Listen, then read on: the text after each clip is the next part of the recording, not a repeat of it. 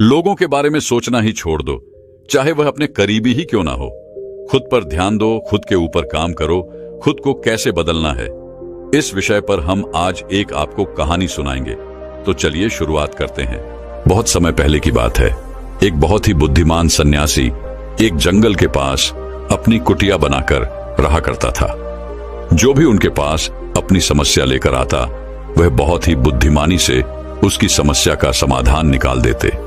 एक दिन वह वहीं पास के ही एक गांव में भिक्षाटन के लिए गए।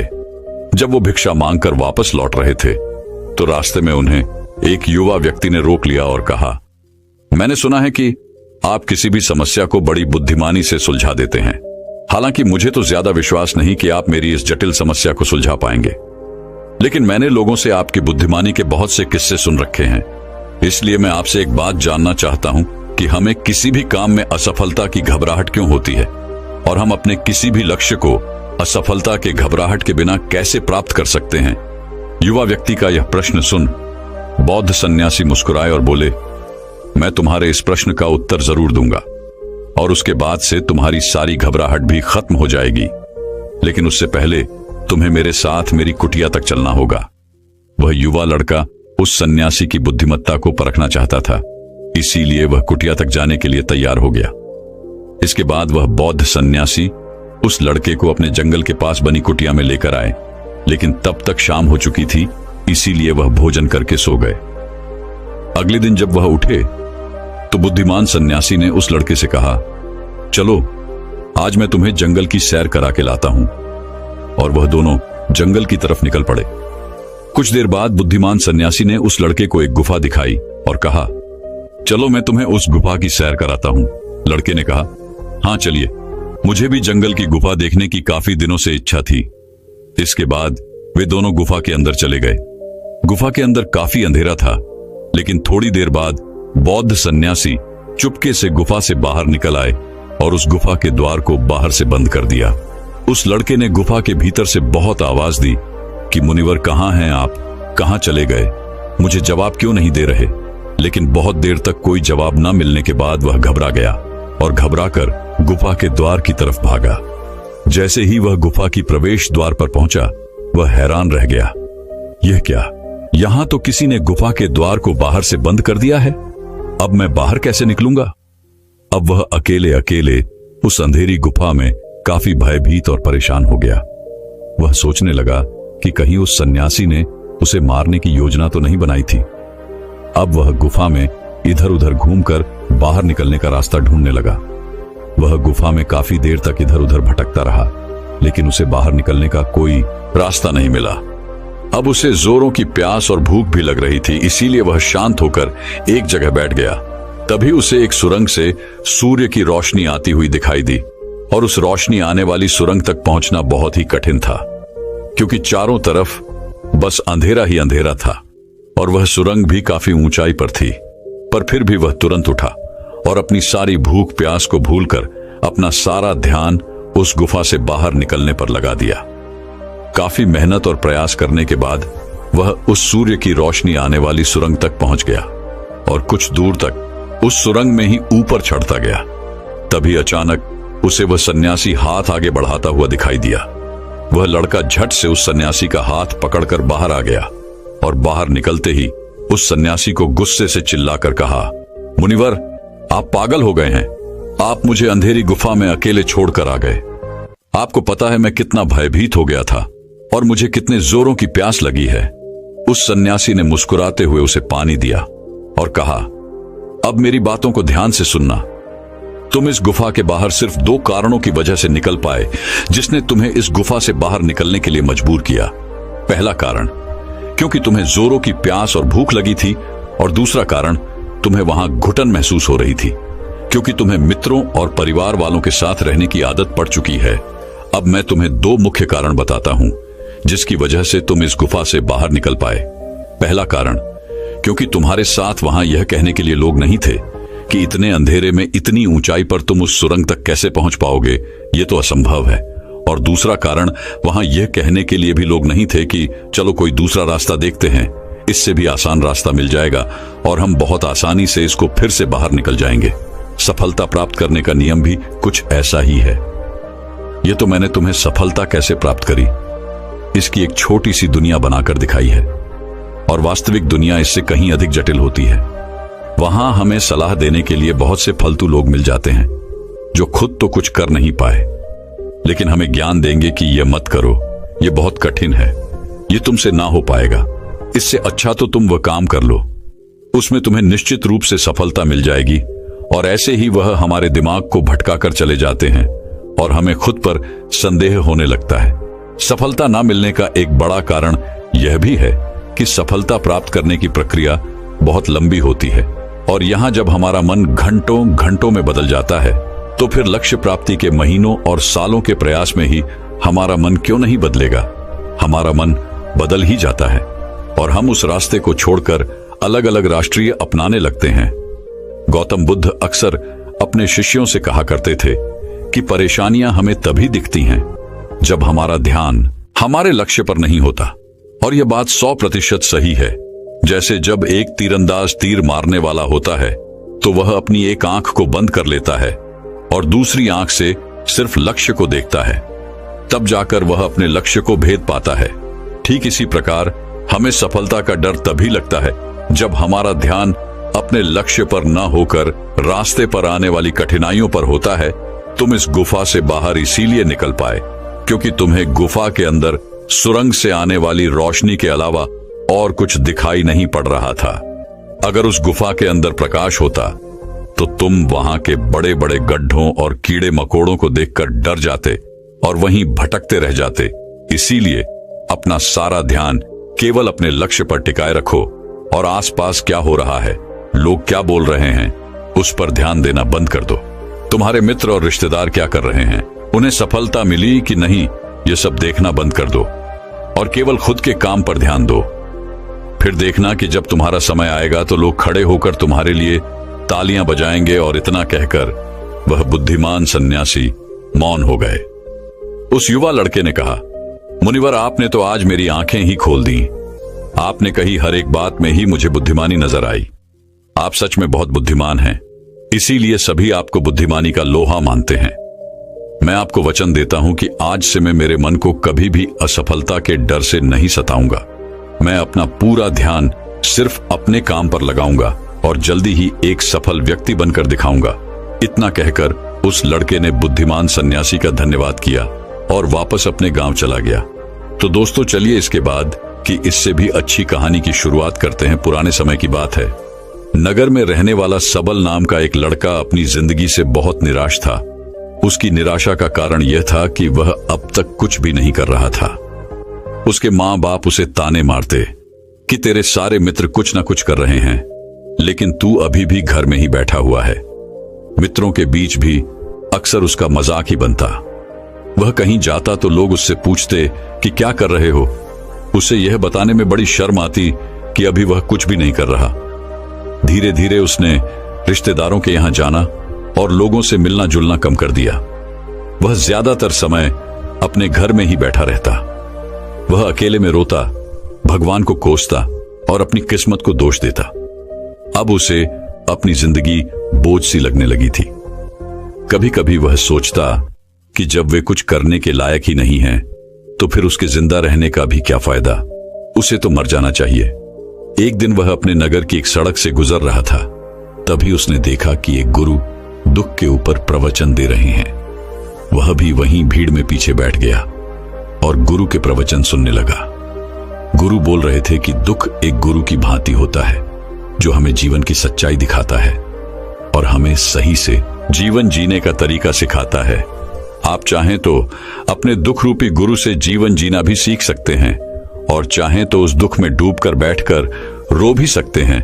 सबल भी गुरु की यह सारी बातें ध्यान से सुन रहा था, लेकिन उसे गुरु की यह बातें सही नहीं लगी। उसने खड़े होकर कहा, दुख कुछ भी सीखा कर नहीं जाता, सिर्फ पीड़ा देकर जाता है। दुख की पीड़ा अनंत होती है। ऐसा लगता है इसके बाद कुछ भी नहीं होने वाला, कुछ भी नहीं मिलने वाला। मृत्यु भी उसके सामने छोटी लगने लगती है। गुरु ने कहा, आखिर क्या दुख है तुम्हें? सबल ने अपना सारा दुख गुरु के समक्ष कह सुनाया और पूछा, क्या आपके पास मेरे इस दुख का कोई समाधान है? गुरु मुस्कुराए और बोले, जिस दिन तुम्हारे पास सच्चा दुख आए उसी दिन मेरे पास लौट कर आना, मैं तुम्हारे दुख का समाधान अवश्य करूंगा। इतना कहकर गुरु वहां से चले गए। सबल ने सोचा, क्या मेरा दुख सच्चा नहीं है? क्या जिस दुख से मैं गुजर रहा हूं वो झूठा है? कोई भी मेरे दुख को नहीं समझ सकता। जब मां बाप नहीं समझ पाई तो गुरु क्या समझेंगे? अपने दुखों से परेशान होकर सबल ने एक निर्णय लिया कि अब वह कुछ करके दिखाएगा। उसने एक छोटा सा व्यापार शुरू किया, लेकिन उसमें उसे सफलता नहीं मिल रही थी। पर उसके घर वाले खुश थे कि वह कुछ तो प्रयास कर रहा है। वह अपने व्यापार में जुटा रहा और उसे धीरे धीरे सफलता भी मिलने लगी। फिर उसने रफ्तार पकड़ ली और सिर्फ 3 साल के अंदर ही वह एक बड़ा व्यापारी बन गया। अब सबल के चारों तरफ ऐसे बहुत से लोग थे जो उसकी चिंता करते थे, उसे पसंद करते थे, उसके काम की प्रशंसा करते थे। अब उसके घर वाले भी उसकी प्रशंसा करते नहीं थकते थे। दिन प्रतिदिन उसके मित्रों की संख्या बढ़ती जा रही थी। अब वह अपनी जिंदगी से बहुत ही खुश था। उसके कुछ मित्रों ने उसे सलाह दी कि जब तुम बड़े व्यापारी बनकर इतने खुश हो तो सोचो कि अगर तुम इस नगर के, इस राज्य के सबसे बड़े व्यापारी बन जाओ तो तुम्हारे पास कितना सुख होगा, कितने लोग तुमसे जुड़ना चाहेंगे, तुम्हारा कितना नाम फैलेगा। स्वयं राजा भी तुमसे मित्रता करना चाहेंगे और जरूरत पड़ने पर तुमसे ही धन उधार लेंगे। मित्रों की यह बात सबल के मन में घर कर गई। अब उसने और भी धन कमाने का प्रयास शुरू कर दिया, लेकिन उसे यह सब कुछ बहुत ही जल्दी चाहिए था। वह यह सब कुछ प्राप्त करने में अपना ज्यादा समय बर्बाद नहीं करना चाहता था।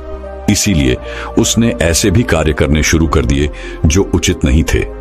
उसने बड़ी मात्रा में अपने मित्रों से धन उधार लेना शुरू कर दिया। ज्यादा मुनाफा कमाने के लालच में अपने सामान में मिलावट करने लगा। उसने दूसरे व्यापारियों के खिलाफ षड्यंत्र भी रचे, उन्हें डराया धमकाया। जैसा जैसा उसके मित्र उससे कहते गए वह वही करता गया। वही इन तरीकों से ज्यादा धन तो कमा रहा था, लेकिन अब उसके जीवन में सुकून ही रह गया था। उसके मन की शांति गायब हो गई थी। उसे रातों में नींद नहीं आती थी। वह किसी उधेड़बुन में लगा रहता था। सुख सदन की सारी वस्तुएं होने के बाद भी उसे किसी में सुख नहीं मिल रहा था। एक दिन सबल अपनी गाड़ी में सवार होकर कहीं जा रहा था। तभी रास्ते में उसे गुरु का आश्रम दिखा। वह रुक गया। वह गुरु के पास जाकर बोला, गुरुदेव, आपने कहा था कि जब तुम्हारे जीवन में सच्चा दुख आए तब मेरे पास आना। अब मैं बहुत दुखी हूं। मेरे रातों की नींद गायब हो गई है। मुझे कहीं सुकून नहीं मिल रहा। इस तरीके से सबल ने अपनी सारी समस्या गुरु के सामने कह सुनाई। गुरु ने कहा, जब तुम मुझसे पहली बार मिले थे तब भी तुम किसी दुख में थे। तुमने उस दुख से क्या सीखा? सबल ने कहा, मैंने सीखा कि सिर्फ सोचने और चिंता करने से कुछ नहीं होता। अपनी सोच को सच करने के लिए कर्म करना पड़ता है, और सिर्फ कर्म करने से भी कुछ नहीं होता। अपने कर्म को अंतिम पड़ाव तक ले जाना भी आवश्यक होता है। चाहे रास्ते में कितनी ही मुश्किलें आए, मन कितना ही निराश हो, कितना ही लगे कि अब आगे कुछ भी नहीं होने वाला, तब भी यह मानकर चलो कि मैं जो भी कर रहा हूं उसमें सफल अवश्य होऊंगा। लोग सिर्फ सफल व्यक्ति को ही सम्मान देते हैं, फिर चाहे कोई कितना ही अच्छा क्यों ना हो, वह लोगों की नजरों में बोझ ही होता है। यह सब सुन गुरु मुस्कुराए और बोले, यह असली दुख नहीं है। जब तुम्हारे जीवन में असली दुख आए तब मेरे पास आना, मैं उसका समाधान अवश्य करूंगा। सबल ने जाते समय गुरु को सोने के सिक्कों से भरा एक घड़ा भेंट किया। घड़ा देखकर गुरु ने कहा, यह मेरे किसी काम का नहीं, इसे उस पेड़ के नीचे गड्ढा खोदकर दफना दो।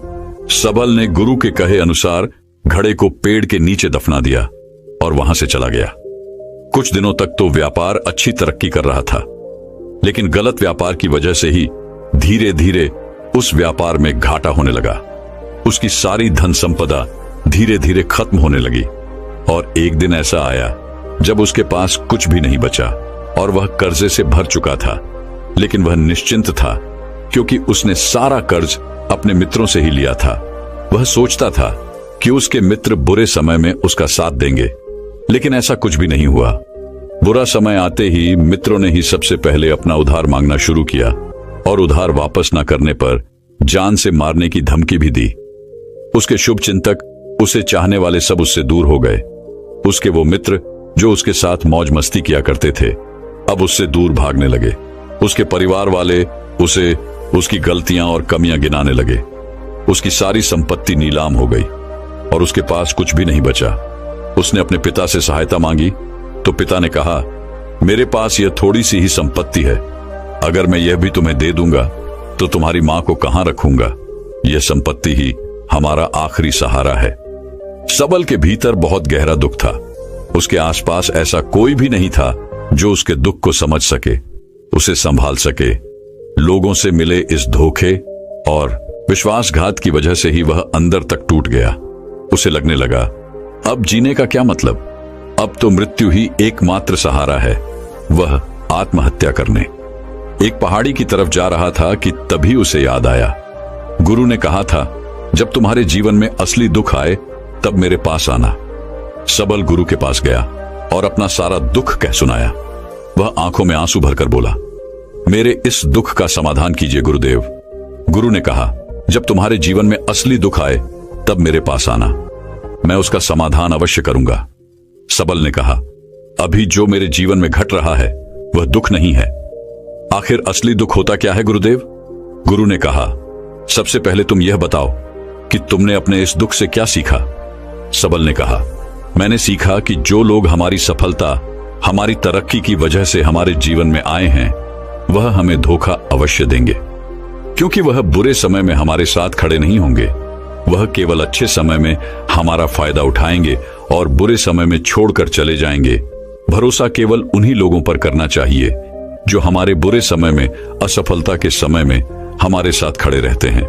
लेकिन ऐसे लोग बहुत ही कम होते हैं, पर जिसके पास होते हैं उन्हें उनकी कद्र करनी चाहिए, उनका अपमान नहीं करना चाहिए। मैंने यह भी सीखा कि कभी किसी के खिलाफ षड्यंत्र नहीं करना चाहिए।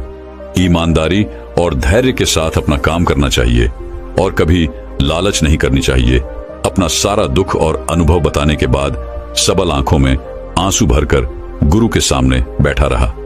थोड़ी देर बाद गुरु उठे और उस पेड़ के नीचे गड्ढा खोदकर वह घड़ा बाहर निकाला जो सोने के सिक्कों से भरा हुआ था और उस सबल को दे दिया और कहा, जब तुम्हारे जीवन में असली दुख आए तब मेरे पास आना। सबल ने गुरु को धन्यवाद दिया और उन्हें प्रणाम कर वहां से चला गया। उसने उस घड़े से एक छोटा व्यापार शुरू किया और वह एक छोटा व्यापारी बनकर भी खुश था। उसने पूरी लगन और ईमानदारी से व्यापार किया। देखते ही देखते वह अपने नगर का फिर एक बड़ा व्यापारी बन गया। उसका जीवन खुशियों और सुविधाओं से भर गया। लेकिन कोई कितना भी अच्छा हो, कितना भी अच्छा काम करे, दान करे, लोगों की मदद करे, लेकिन जीवन में दुख तो आता ही है। तो सबल के जीवन में भी दुख आया। उसके माता पिता एक ही दिन में मृत्यु को प्राप्त हो गए। सबल अपने माता पिता से बहुत प्रेम करता था, इसलिए उसे उनकी मृत्यु से बहुत गहरा आघात पहुंचा। वह उन दोनों के पार्थिव शरीर को शमशान घाट ले गया जहां उनकी अंतिम क्रिया की गई। वहां उसने अपने माता पिता के शरीर को जलते हुए देखा तो उसका मन बेचैन हो गया। उसके अंदर बहुत से प्रश्न उठने लगे। वह घर वापस आया तो उसने अपने माता पिता के घर और संपत्ति को देखा जिसके लिए उसके पिता हमेशा लड़ते रहते थे। आज वो लावारिस पड़ी है। आज उसकी देखरेख करने वाली, उसके लिए लड़ने वाली इस दुनिया से ही चले गए। उसके पिता ने जो भी कमाया था, जो भी बनाया था, वह सब यही रह गया था। एक दिन पहले तक किसी से भी अपनी संपत्ति के लिए लड़ जाने वाले उसके पिता आज खुद इस दुनिया से अलविदा हो गए थे। उसका मन इसी तरह के अनेक विचारों के बवंडर में फंसा हुआ था। उसे अंदर से अकेलापन और डर महसूस हो रहा था। उसे कुछ खालीपन सा महसूस हो रहा था। उसे लग रहा था कुछ तो है जिसे वो समझ नहीं पा रहा। इसीलिए वो गुरु के पास गया। उसे देखते ही गुरु ने कहा, क्या जीवन में कोई दुख है? सबल ने कहा, वैसे तो जीवन में कोई दुख नहीं है गुरुदेव, सब सुख है, सब अच्छा चल रहा है। लेकिन आज मेरे माता पिता की मृत्यु हो गई। इस घटना से मेरा मन बहुत दुखी और बेचैन है। गुरु ने कहा, इसमें दुखी होने वाली कौन सी बात है? एक दिन तो सभी के प्रियजनों को मरना ही है। हमेशा जीवित न तो कोई रहा है और न ही कोई रहेगा। एक दिन तो तुम्हें भी मरना ही है। हो सकता है कल ही मर जाओ या आज भी मर सकते हो। सबल ने कहा, यह आप क्या कह रहे हैं गुरुदेव कि मैं भी मर जाऊंगा? पर मैं तो अभी जवान हूं। गुरु ने कहा, इस भ्रम में तो सभी जी रहे हैं कि मृत्यु दूसरों को आती है, बूढ़ों को आती है, लेकिन बूढ़ों के सामने ही जवान मर जाते हैं, बच्चे मर जाते हैं। मृत्यु का किसी की उम्र से कोई संबंध नहीं, यह तो सबको अपना शिकार बना लेती है। गुरु की यह बातें सबल के मन में घर कर गई और वह चुपचाप वहां से चला गया। लेकिन उसका मन अभी बेचैन था, अब भी अशांत था। वह कुछ खालीपन सा महसूस कर रहा था। वह पूरे दिन अपने बारे में ही सोचता रहता कि वह कौन है, इस दुनिया में क्यों आया है, क्या सिर्फ चीजों का प्रयोग करना और मरना ही जीवन का लक्ष्य है। ऐसे ही बहुत से प्रश्न उसके मन में लगातार उठ रहे थे, लेकिन उसे अपने किसी भी प्रश्न का उत्तर नहीं मिल पा रहा था और उसका दुख दिन प्रतिदिन बढ़ता जा रहा था। इसीलिए कुछ दिनों बाद वह फिर गुरु के पास पहुंचा और बोला, गुरुदेव, मैं बहुत दुखी हूं क्योंकि मैं यह नहीं जान पा रहा कि मैं कौन हूं और इस दुनिया में क्यों आया हूं। यह सुन गुरु मुस्कुराए और बोले, आज पहली बार तुम्हारे जीवन में सच्चा दुख पैदा हुआ है। वास्तव में यही है जो दुख कहलाने के लायक है कि हमें पता नहीं कि हम कौन हैं, क्यों आए हैं, क्या करना है, कैसे करना है। सबल ने कहा, गुरुदेव, मेरे इस दुख का समाधान कीजिए। गुरु ने कहा, हम सभी इंसान जीवन भर क्या इकट्ठा करते रहते हैं। सबल ने कहा, हम सभी इंसान जीवन भर धन, संपत्ति, मान सम्मान, परिवार, मित्र, पद प्रतिष्ठा इत्यादि इकट्ठा करते रहते हैं। गुरु ने कहा, क्या इन इकट्ठा की हुई सभी चीजों में से एक भी चीज हम अपने साथ ले जा सकते हैं। सबल ने कहा, नहीं गुरुदेव, इनमें से कुछ भी साथ नहीं जाता। मेरे माता पिता के साथ भी कुछ नहीं गया, सब तो यही छूट गया, घर, परिवार, संपत्ति, सब कुछ। गुरु ने कहा, अब मेरी बातों को ध्यान से सुनना। इस दुनिया में हमें जो इकट्ठा करना चाहिए वो तो हम कभी इकट्ठा करते ही नहीं। चीजें हमारे सामने ही होती हैं, लेकिन हम उन्हें देखने का प्रयास ही नहीं करते। इस दुनिया में हमें जिस चीज को इकट्ठा करना है वह हम खुद हैं। हमें खुद को ही इकट्ठा करना है ताकि जब मृत्यु हो तो हम एक हो सके और स्वयं को पहचान सके। हम भीतर से बटे हुए हैं, प्रेम में, नफरत में, क्रोध में, जलन में, क्रूरता में, धन में, संपत्ति में, पद में, प्रतिष्ठा में, मान में, पहचान में, धर्म में, जाति में। ऐसे ही सैकड़ों हजारों चीजों और वासनाओं में हम बटे हुए हैं। हम टुकड़ों में जीवन जी रहे हैं। इस बंटवारे की वजह से हमारी चेतना कभी एक नहीं हो पाती। हमारी चेतना शक्ति बिखर गई है, इसलिए हमारे पास इतना भी समय नहीं है, इतनी भी ऊर्जा नहीं है कि हम मुड़कर एक बार अपने भीतर देख सकें। वास्तव में जिस धन की कमी, सुविधाओं की कमी, मान सम्मान की कमी को लोग दुख समझते हैं और जीवन भर उसे दुख दुख बोलकर रोते रहते हैं और उनका समाधान खोजने का प्रयास करते रहते हैं, उन्हें उसका समाधान कभी मिलेगा ही नहीं। क्योंकि जिन्हें लोग दुख कहते हैं वो असली दुख है ही नहीं। वो तो सिर्फ इंसान की चाहत है, उसकी इच्छा है जिसकी पूर्ति कभी नहीं की जा सकती। इसीलिए यहां व्यक्ति को ऐसे दुखों का कभी समाधान मिला ही नहीं।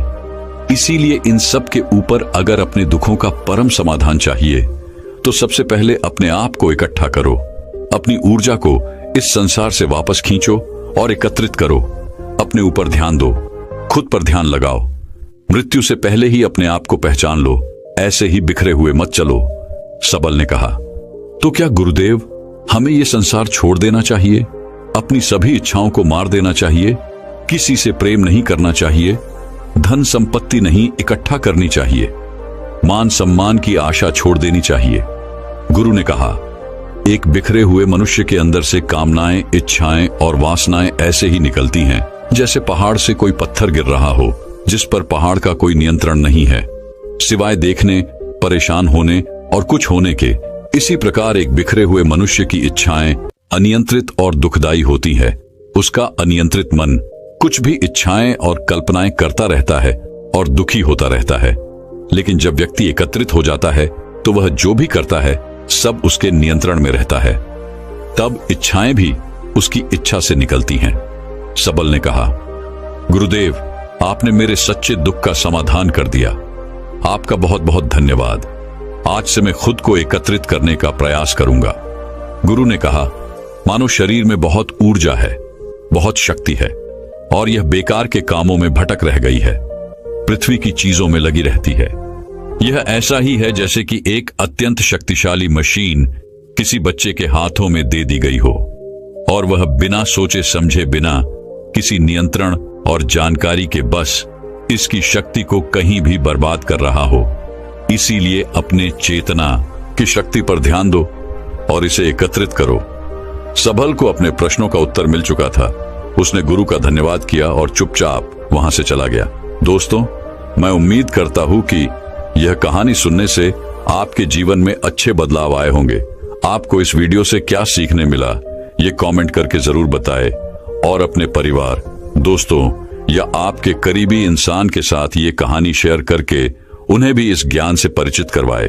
बाकी अगर आपको यह वीडियो दिल से अच्छी लगी हो तभी इस वीडियो को लाइक कर देना, और आपने अब तक इस चैनल को सब्सक्राइब न किया हो तो चैनल को सब्सक्राइब भी जरूर कर देना। आपका हर दिन शुभ हो और खुशियों से आपका जीवन भरा रहे। धन्यवाद। नमो बुद्धाय।